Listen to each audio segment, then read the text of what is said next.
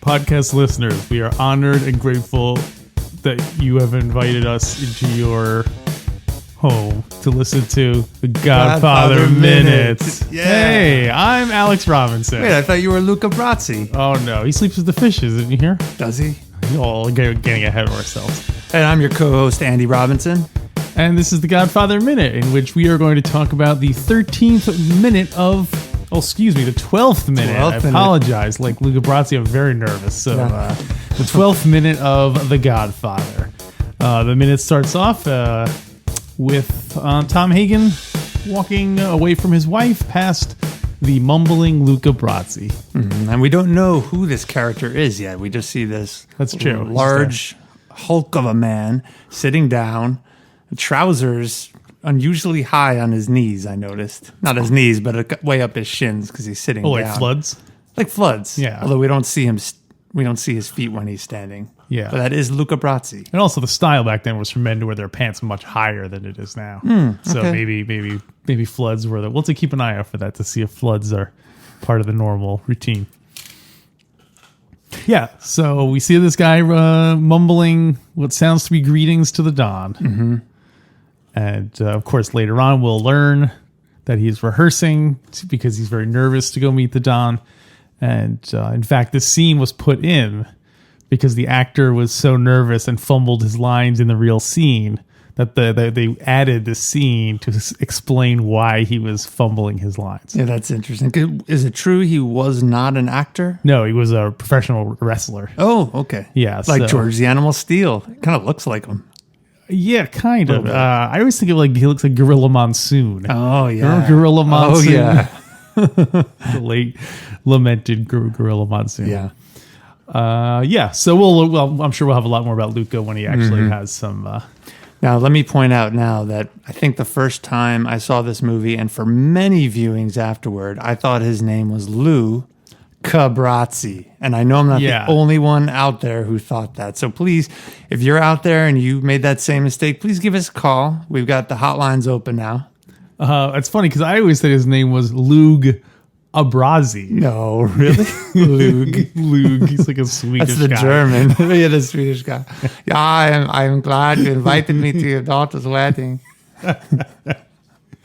So I was thinking it would be funny if you saw it would be like, in a movie where someone's going to audition and you see everyone waiting in the line. If you saw everyone waiting to meet the Godfather and they're all like, oh, they're like animals, these guys, like everyone's rehearsing their stories. Like you saw Sarah, and then you saw all the other, like so Johnny Fontaine, all practicing their lines. Yeah, all rehearsing their lines. And they were trying them out on each other. Johnny Fontaine's like, no, Bonacera, you don't ask him for money. I tried that before. Tone it down a little bit. So, they're critiquing each other's approaches. In that situation, are you competing with the other people? No, I think they all have a right to ask the Don for a favor. So you're not going to try to you're not going to try to undermine the other people just so that your favor, the Don will be more amiable because finally someone's here with a normal request as opposed to. Yeah. Well, maybe that. So I bet the baker who you're about to meet was telling Bonacera, he's like, listen, the one thing the Don respects is money. Make sure you are, because he wants him to get he wants some cutthroat world. Mm-hmm. Well, I wonder, I hadn't thought about it, but it does make sense that someone would not share a specific strategy to get or what they wanted Don's because side. It might be something he can only embarrassing grant one favor. He can only get one, for example, one Italian immigrant legal I feel like it has to here. be one. You can't stack them up. Yeah, I don't know if he has a certain number of like kinds Santa of Claus where you go with a list. You show up. He's Santa Claus. He is. He's kind of like Santa Claus. I hadn't thought of it. But the only thing he judges, he doesn't care if you're good or bad, only if you offer him friendship and coffee. Yeah. That's his only criteria. Very easy. You didn't offer me coffee, so you're getting coal for the next year. Come back when my daughter gets married again to Merle. Merle. I don't know who he is. I don't know how he makes his money. But he better invite me over for coffee. I do think that right before they cut away from the Luca Brasi scene, musically, it's awesome. I noticed there's a wedding song in the background, and there's a melodic trumpet line that is moving up and down, and it resolves right at the very end of that scene. It's sort of like a period or almost a light exclamation point right at the end of that before they transition or they cut to the interior of the office. It's nice. Just a little footnote there. Next time you're watching, it's really nice. I'm really glad you're here to point those things out, because I think when it comes to the music, generally, I'm not like I can almost never remember the music from movies or anything like that. So yeah. Well, it's interesting. I think good music, maybe good soundtracks, don't stand out in a sense. They really accentuate what's going on. So you don't think it's good if you leave Indiana Jones like with that song stuck in your head? Is that kind of like... Yeah, that is good. A classic. You can't ignore a classic melody. Yeah. But if you remember the melody, but you don't remember... Indiana who? Who was he chasing? I guess it depends. If you're trying to sell soundtracks, then yeah, you want a memorable score. But was he the one with that whip? Yeah. I was trying to think of another character with a whip. Can you think of other characters with the whip? Oh, whips. Boy. The only one that came to mind was Calibos from Clash of the Titans. That was quick thinking. Could you see Calibos on the back of that German truck, clawing his way to the front to try to get to the cab part? Hooves, Calibos. So who do you think was a better whipster, Calibos or Indiana Jones? I'm going to say Indiana Jones. How come? Well, because he was never like, I don't know. I guess he was beat up a lot because Calibos was destroyed. Yeah. In that battle in which he had a whip and he wound up getting killed. Spoiler alert for if you have not seen Clash of the Titans. In that duel with Perseus, he's fighting with the whip and Perseus still gets him. That's true. But at some point, doesn't Calibos whip a weapon out of his hand? He does. Or a shield or something like that. Yeah, much like Indiana Jones did at some point with a gun to someone. I'm sure, I can't think of any specific examples, but he had to have. He had to. You can't have a whip. The very main first character scene with a whip in a movie not have that. In the very first scene, the first thing that he does is whip a gun out of someone's hand. So. You know why we can't remember that? Because the melody was so good to that movie. To what movie? I don't even remember what the movie was. So what are the mechanics of waiting to... We see Luca Brasi sit... Is he like online? Or excuse me, in line, as the kids say nowadays? Well, we talked earlier about what we don't see, which is maybe Hagen prepping all the people online about the protocol. I'm guessing Luca or Luug, as you know him, is just waiting outside for Hagen to come out and say, all right, it's your turn. It's your turn. Okay, so you think people are just waiting around and Tom comes and gets them and is like, okay, yeah, but you don't... Okay, Buonasera, you're on. Yeah, but I wonder if there is they take a number so you don't have to sit out there the whole time. Because conveniently, there's no line. And like Johnny comes later, he gets right in. There's no line. So I wonder if it's all timed out. They're staggered? Maybe Hagen schedules the whole thing out in advance. All right, Johnny, you're coming at 3, so get here at 2:30, sing a couple songs, and then you come into the office at 3. Or maybe they had him sing a couple songs because the Don was backed up. Oh, yeah, that's awesome. So they're like, stall, Well, they have to keep pushing, I guess, and also... I think they make them wait around all day. Because first of all, they're there for the wedding anyway. Yeah. And second of all, the Don isn't going to okay, I'm going to keep a powerful man like Senator. You don't keep Mo Green waiting like that. Yeah. Just because some baker wants to get an extension on his building permit or something. So there's people are probably expected to wait. Yeah. It depends what your issue is. Right. And also it's probably Tom takes into consideration, is this someone the veto is going to want to sit around and talk with about olden times, or is it someone who's just like, hey, I just have a simple request and I'm out of here? Yeah. There's a lot of things to take into consideration. I think when Hagen approached Johnny Fontaine and said, hey, the Don's with someone, you have to stall. That's when Johnny's like, but Tom, my voice is weak. I can only do one number. He slaps him. Yeah. We're going to find out later that Tom Hagen is very jealous of Johnny Fontaine. Really? Why? The attention that that he gets from Don Corleone, because Don Corleone treats Johnny like a son, but not Tom Hagen really like a blood son, and so Tom was always jealous. Is that from the book, or that is from the book? Oh wow, really? That is from the book. Yeah. What is the relation? We'll save the Johnny Fontaine stuff for later. I do have a question for you, Alex. Since we're talking about Luug Brasi, when was the last time you practiced a speech out loud?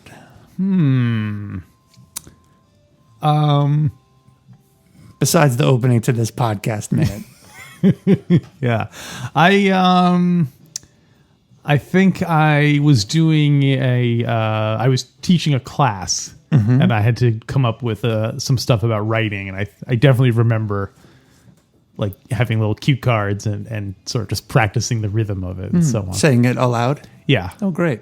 So I'm a big believer in muscle memory. Like if you say it aloud, you'll have a little bit better chance of remembering it and, just trust your instincts. But anyway, what was the last speech you made? You must make speeches all the time. I do. I'm a high school administrator, and so I do speak to small and large groups of students and adults. And I think it depends on how complex the speech is. But what I'm always torn about is how much I love to make jokes, whether they're off the cuff or planned. But I wish you'd demonstrate that on the show from time to time. Well, I'm going to get back to that in a second. So I do practice my speeches, but I'm always torn how much to practice a joke, because you want it to come across as spontaneous. Yeah. And if you practice it too much, it might not come out that way. But I do want to come back to that because I do have a goal. I've been listening. Can I talk about my goals? Sure. Okay. So I was listening to our podcast. Do you need a sidebar? We need a sidebar. Let's hit that sidebar soundbite. So do I need to develop one? You need to show cause. Okay. I will develop a soundbite, an original one, within 6 podcast episodes. All right. Does that sound like a lot? It's like a month and a half. Yeah. So anyway, you said your sidebar. So my sidebar is a goal I have is to try. I was listening back to our podcast. I want to be funnier. I feel like I was getting too much into the assessment of the minute and it was coming across very serious. I want to have fun. Okay. Do more impressions and throw Fredo in there more and Hyman Roth and jump around. Yeah, totally. Is that okay? Yeah, it's our show. We can do whatever we want. All right. But also don't feel like you have to. You can be, So there are no podcast but if rules. you don't necessarily have to be funny, you can be like information, and that's true. You can be part of an entertaining show without being having to be funny. I don't want the pressure to be on. I just want to let loose a little more. Is that okay? Sure. Always take a chance. Okay. So anyway. So are we moving down into the office, right? Oh no, there is another scene that comes up right when they cut to. Oh yeah, after Luca Brasi, Sonny and the FBI. Oh, this is a great one. Yeah. So we see Paulie, Sonny, and Clemenza coming out to confront these people. Now, first of all, based on that, I'm going to guess what happened is Paul, more wine, go do your job. Don't be a dance judge. Remember the whole big dance judge scene? Yeah. Paulie goes out there, sees everyone, sees the people there who he assumes are reporters? I don't know. Well, anyway, we'll get to that. He sees some people there who aren't supposed to be there. So he goes and tells Clemenza, and Clemenza's like, oh, we better go tell Sonny. Yeah. So Clemenza doesn't handle it himself. Clemenza doesn't come out and do this. Then Sonny doesn't go further. He tells Sonny, and Sonny decides to handle it. So yeah, is that because is Sonny just basically like the captain compared to the general? Like, I'm not going to bother the general with this kind of stuff. But yeah, I guess not. I don't know why. If that's the case, the way you described it, I'm not sure why Clemenza wouldn't just go out and say, "Hey, take off." It does seem a little bit like. Okay, I do Sonny. Sonny seems like kind of a big wig to be handling that. Well, I do have some inside information. Okay, which will give some insight into this, but I think we should talk a little bit more about what happens. Well, let's just go over what happens. We see the gang coming out, and first they go up to some guy like, "Hey, what's going on here?" And then the guy gestures to someone behind, like further down the guy with the little notebook points to someone in the car. Then Sonny goes over to the guy in the car. He's like, hey, it's my sister's wedding. And then the guy shows him some form of ID or card or something. Badge, maybe. Sonny spits on the floor and then walks away. And you want to go into the photographer part too? Let me share the inside information. Okay. Inside information. Oh boy, I have a lot of sound bites to create. Yeah, you gotta. So in the book, I'm making my way through the book, and the book is different than the movie. The book is different than the movie. The book is different than the movie. The book is different. The book is different. The book is different than the movie. Yeah. And so in the book, the FBI arrives. Don Corleone knew all along that the FBI was going to come. And Don Corleone had advised his friends to drive different cars that couldn't be traced to them. Ah. But Don Corleone did not tell Sonny about this on purpose because he knew Sonny would flip out, and the Don wanted it to be even more convincing. Oh, nice. That they didn't expect them to come. Oh, that's very So clever. now that we know that, I wonder if Clemenza was in on it too, and he sort of brought it to Sonny on purpose, knowing that. So you think Vito told Clemenza, "Hey, if someone the FBI shows up, make sure you tell Sonny." Maybe, because I don't know why Clemenza himself wouldn't just. If Paulie had told Clemenza, "Hey, there are these FBI guys in the parking lot," why wouldn't Clemenza just clear them out? Right. Well, that's the thing, though. But I'm not sure. I think that Sonny thinks they're reporters. Oh, really? Well, because he shows up, the guy flashes his badge, and then Sonny spits on the ground and walks away. So if he thought that was the FBI the whole time, what changes his mind about yelling at them? Well, I think, yeah, that's true. I think when the guy shows the FBI badge, Sonny's like, "Oh, I thought these guys were just like reporters," or because then obviously he takes it out on the camera guy like immediately after that. Yeah. So it is unclear though. Yeah. It's not, anyway. Yeah. I wonder what the motivation was. Maybe I bet Paulie just said, "Hey, there's some guys hanging around by the cars that I don't know," and then he went from there. I noticed that when Clemenza, Sonny, and Paulie went out to the driveway to confront these guys, the whole time Paulie had his hand in his breast jacket pocket as if he were holding a gun. Wow. Which it kind of makes sense now. I originally thought that everyone knew it was police or FBI, and Right. in which case it wouldn't make sense, because why would you Can do a shootout with the FBI? Yeah, exactly. And I mean, maybe it's different in 1945, but if you were to do that today, you'd probably be shot instantly, even if you didn't pull out a gun, just having your hand like that. Oh, yeah, sure. So maybe they really thought they were reporters, or at least Paulie did. Well, and also that's why- getting to a shootout at the Don's daughter's wedding day. Yeah. Probably. That's even worse than asking how much money he can pay him for a hit. I mean, Yeah. So, yeah, so that's an interesting detail. So, yeah, and then he comes to the photographer, which Second photographer in just a few minutes. this is an interesting difference, though. The photographer technically is the first victim of a crime we see in the Godfather movies. Oh, I hadn't thought about He's the that. very first one who has destruction of property and assault, maybe. Well, unless you consider Buonasera being the on the end of the crime of being harassed by the Don for not asking him over for coffee and It's emotional lecturing extortion. him. Exactly. Yeah. Friendship harassment. That's interesting. Oh, yes. I thought you were going to say that the difference between this photographer and the other is this one doesn't have an assistant. Oh, yeah, that's probably the difference. Yeah. That's how they tell them apart. So you have a guy with plaid pants next door? Get him out of here. Get him out of here. Little do they know that the plaid pant wearing kid in the wedding is an FBI. He's actually a 50-year-old guy. Hey, I like playing with jacks because I'm a kid. I tried to get the price of a camera in 1945. Because how much money do you think Sonny throws down on the ground? I think he smashes the camera down, Yeah. and then what does he? He immediately takes Yeah. out like a stack, Two bills, and he just throws both of them down. Yeah. Gosh, I don't know. Although you're also forgetting that Paulie, as an afterthought, kind of kicks the camera. He did. In a very kind of sad little. Like, it was hey. so sad. It was almost just a demonstration that he's Yeah. on Sonny's side, but not too aggressive. Because he didn't get to use that gun, so he's still all like all worked up. So he has to. So I don't know. Is there any? I could not indication? find. I couldn't. That camera, more or less, today you can get on eBay for $10.50. Really? Yeah, I guess old cameras just aren't they're not going for a selling. lot of money. Wow. Film in 1945 cost 30 cents, but I could not find the price of an actual camera. Wow.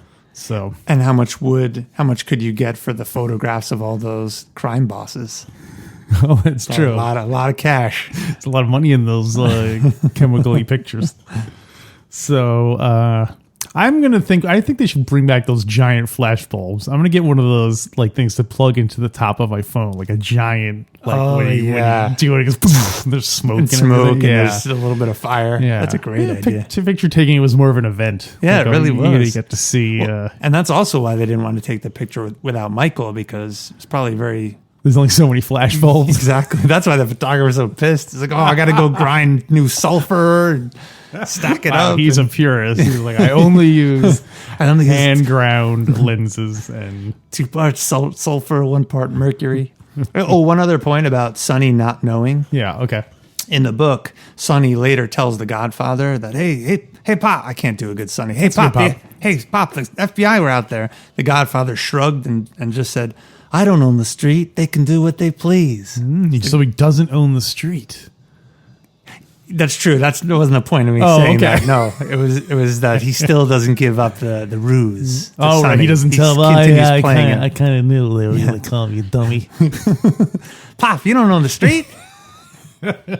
What's the matter with we do a little radio play. So also the other thing to combine with Paulie's pathetic kicking of the camera, the film camera lingers a long time on the photographer, just watching them walk away, and he's like, oh. Yeah, he's just leaning against a car. I don't know if that's poor acting or it was odd editing that they just didn't cut it sooner, because he's leaning against the rear wheel well. Yeah. And kind of an awkward position. And he's in shock. He just wasn't expecting it. Although if you're paparazzi. Yeah.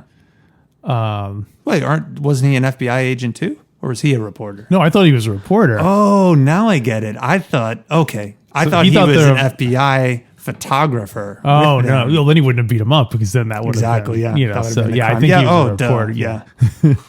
So I get it even less than Sonny does. Pop, I couldn't tell he was a reporter agent. What's the matter with you? So, anything else about the photographer before we go back into the cozy confines of the Don's office? Nope. Let's get in that office. We go into the office and we see yet another presumably Italian immigrant petitioning the Don for a favor on behalf of his daughter. Mm-hmm.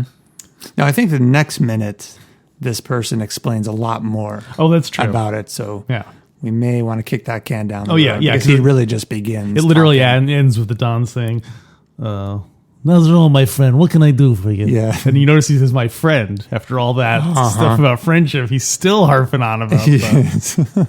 How many times have I gone over to your house for coffee and scones? It's great, the look on Don Corleone's face when right before he delivers that line. It's clear that he's taken a lot of time on this day, granting favors. He's ready to move things along. He doesn't really show it, but there's a little bit of frustration. He's like, Nazorine, my friend, what can I do for you? He almost interrupts him, trying to get him to finish the story so he can get outside.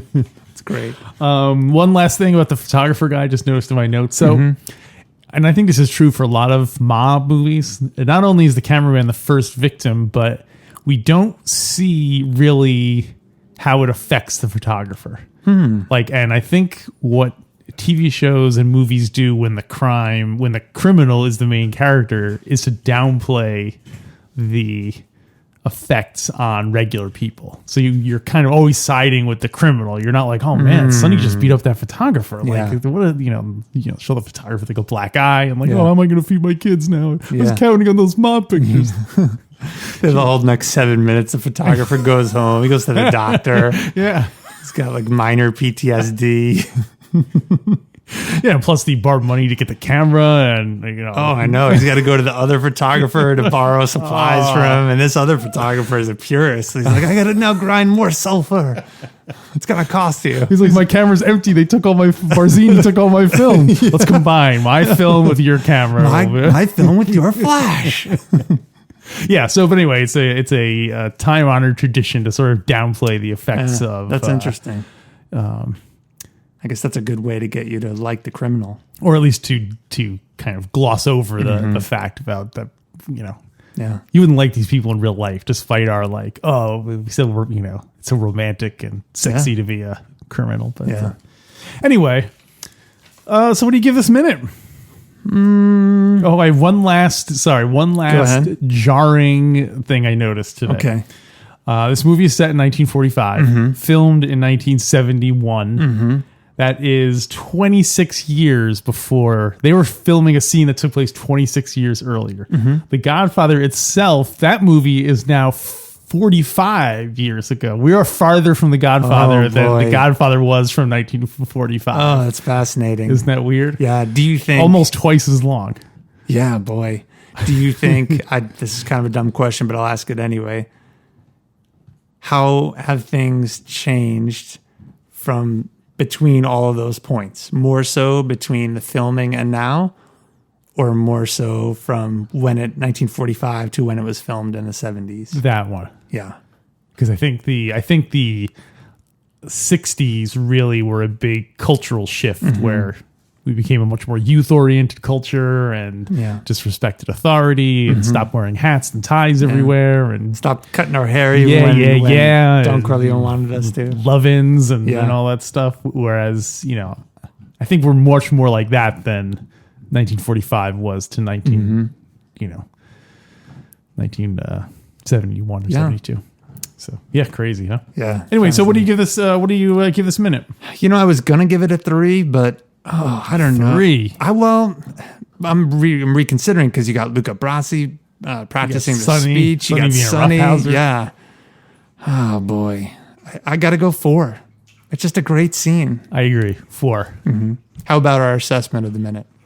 I feel like I had a lot of notes for today, so I'm gonna go ahead and give it a 4. Yeah, I think I went above and beyond the Call of Duty today. Yeah, we had historical references. We referenced earlier minutes. We had some book references. No, I agree. 4. All right, appropriate. We matched it up. Moving along in the story. Minute 12 already. It's hard to believe that we've now been doing this for 3 months. Unbelievable. You think we'll make it? We'll get there, Pop. All right. So in the meantime, everyone, leave the gun and take the cannoli.